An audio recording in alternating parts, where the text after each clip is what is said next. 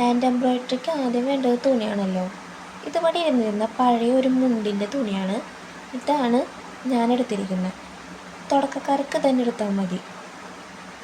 ഇതാണ് എൻ്റെ കയ്യിലുള്ള ഫ്രെയിം. ഇത് ഞാൻ പഠിക്കാൻ പോണ സമയത്ത് മേടിച്ചതാണ്. ഈ ഒരു ഫ്രെയിം മാത്രമേ ഉള്ളൂ കേട്ടോ കയ്യിൽ. ഇതിനൊക്കെ ചെറുതും വലുതൊക്കെ ആയിട്ട് ഫ്രെയിം മേടിക്കാണ്ട് നമുക്കിതിൻ്റെ ആവശ്യമുള്ളൂ. പിന്നെ നമ്മുടെ ത്രെഡ് രംഗോലി ത്രെഡാണ്. അതിൽ വില കൂടിയ സാധനങ്ങളും ഉണ്ട്. ഞാൻ പഠിക്കാൻ പോണ സമയത്ത് മേടിച്ച് വെച്ച സംഭവങ്ങളാണ്. അപ്പോൾ അത് അസൈൻമെൻറ്റും കാര്യങ്ങളൊക്കെ സബ്മിറ്റ് ചെയ്യാനായിട്ട് നല്ല ത്രെഡുകൾ അതിലുണ്ട്. അപ്പോൾ ത്രെഡ് ഇങ്ങനത്തെ ത്രെഡാണ്. ഏത് ത്രെഡ് വേണമെങ്കിലും യൂസ് ചെയ്യാം.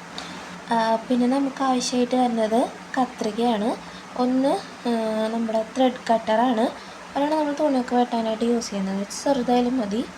ത്രെഡ് കട്ടർ എന്തായാലും ആവശ്യമുള്ളൊരു സംഭവമാണ്.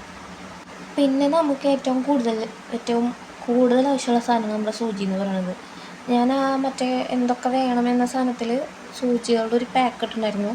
എന്തെങ്കിലും പാക്കായിട്ട് തന്നെ ഇരുന്നായിരുന്നാ പിന്നെ അത് മിസ്സായി അവിടെ നിന്നൊക്കെ പോയി. ഈ സൂചി എന്ന് പറയുന്നതാണ് നമ്മൾ റിബൺ വർക്കൊക്കെ ചെയ്യാൻ യൂസ് ചെയ്യുന്ന സൂചിയാണ്. കണ്ട, ഇപ്പോൾ റിബൺ അതിൻ്റെ ഉള്ളിൽ കയറാനായിട്ടുള്ള അത്രയും ഹോൾ അതിലുണ്ട്.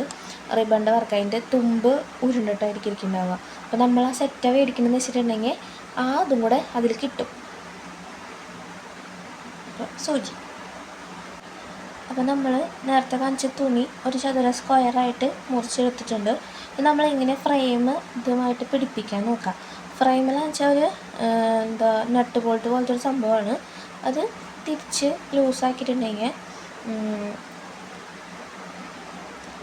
അതിൻ്റെ ഉള്ളിലത്തെ ആ റിങ് നമുക്ക് ഇങ്ങോട്ട് ഊരെടുക്കാനായിട്ട് കഴിയും. കണ്ടില്ലേ? അപ്പോൾ നമുക്ക് അങ്ങനെ ഊരെടുക്കാനായിട്ട് കഴിയും. ആ ഉള്ളിലത്തെ റിങ്, ചെറിയ റിങ് തുണിയുടെ താഴെ വെച്ചിട്ട് വലിയ റിങ് തുണിയുടെ മുകളിൽ വെച്ചിട്ട് ഒന്ന് പ്രസ് ചെയ്തിട്ട് ചെറുതായിട്ട് ആ ബോൾട്ട് ഒന്നും കൂടെ മുറുക്കി കൊടുക്കുക. അപ്പോൾ നമ്മൾ എവിടേക്കാണോ തിരിച്ചയച്ചത് അതുപോലെ തന്നെ അത് മുറുക്കിയിട്ടുണ്ടെങ്കിൽ അത് ടൈറ്റായിട്ട് വരും. അപ്പോൾ തുണി ഒന്ന് പിടിച്ച് ഒന്ന് ടൈറ്റാക്കി കൊടുത്തിട്ട് വീണ്ടും അത് ടൈറ്റാക്കിയിട്ടുണ്ടെങ്കിൽ നമുക്കറിയാൻ പറ്റും തുണി അതിൽ ടൈറ്റായിട്ട് വരുന്നുണ്ടെന്ന്. തുണി ടൈറ്റായിട്ടിരുന്നാൽ മാത്രമേ നമുക്ക് വർക്ക് അതിൽ ചെയ്യുമ്പോൾ നല്ല വൃത്തിക്ക് കിട്ടുള്ളൂ. അപ്പോൾ തുണി ടൈറ്റായോന്ന് നോക്കാം. നല്ല രീതിയിൽ ടൈറ്റ് ചെയ്യുന്നിട്ട് തുണിനെ ടൈറ്റ് ചെയ്തിട്ടില്ല എന്ന് വെച്ചിട്ടുണ്ടെങ്കിൽ ഒന്നും കൂടെ ഒന്ന് നമുക്ക് തോന്നുമ്പോൾ അറിയാമല്ലോ. അപ്പോൾ നമുക്കൊന്ന് നോക്കിയാൽ കൈയൊക്കെ വെച്ച് നോക്കുമ്പോൾ നമുക്കറിയാൻ പറ്റുന്നുണ്ട്. അപ്പോൾ അത് ടൈറ്റായിട്ടുണ്ട്. പിന്നെ ബാക്കിയുള്ള കാര്യങ്ങൾ നോക്കാം. സൂചി നൂലാണ്. രംഗോലി നൂല് നമുക്ക് വരണത് 6-7 നൂല് ഒരുമിച്ചാണ് ഒരു നൂല് വരിക. അപ്പോൾ 6-7 നൂല് കൂട്ടിയാണ് നമുക്ക് രംഗോലി നൂല് വരിക. അപ്പോൾ നമുക്കിങ്ങനെ സ്പ്ലിറ്റ് ചെയ്ത് നോക്കുമ്പോൾ 2 ഒരിഴ, 2 അടുത്തഴ, അപ്പോൾ 3 ഇഴകളുണ്ട് 2 ആഴ്ച വെച്ചിട്ട്. അങ്ങനെ 6 നൂലുകളാണ് ഒരു രംഗോലി നൂല് ഒരു നൂലുമ്മേ വരണത്. നമുക്കിപ്പോൾ നൂല് ലാഭിക്കാനോ അല്ലെങ്കിൽ നൂല് ചെറുതാക്കി എടുക്കണമെങ്കിലോ നമുക്ക് അത്രയും കാശോ കാര്യങ്ങളൊന്നുമില്ല, പഠിക്കണം എന്നുള്ളൊരിതിൽ ചെയ്യാൻ വെച്ചിട്ടുണ്ടെങ്കിൽ 2 ഇഴ വെച്ചിട്ടായാലും നമുക്ക് തുന്നാം.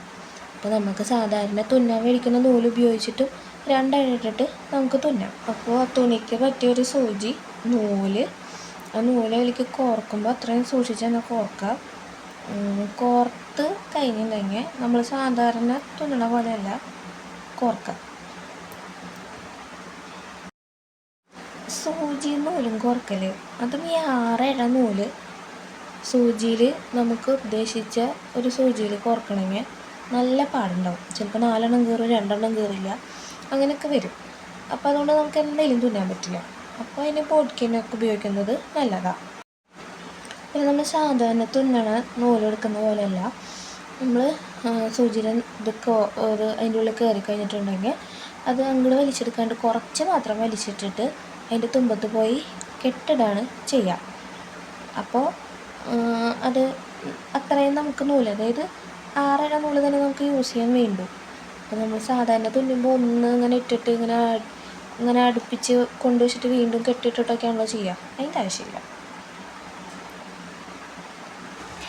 അപ്പോൾ ഇങ്ങനെയാണ് നമ്മൾ ഹാൻഡ് എംബ്രോയ്ഡറി തുന്നുമ്പോൾ സൂചി നൂലും എടുത്ത് ചെയ്ത് വെക്കേണ്ടത്.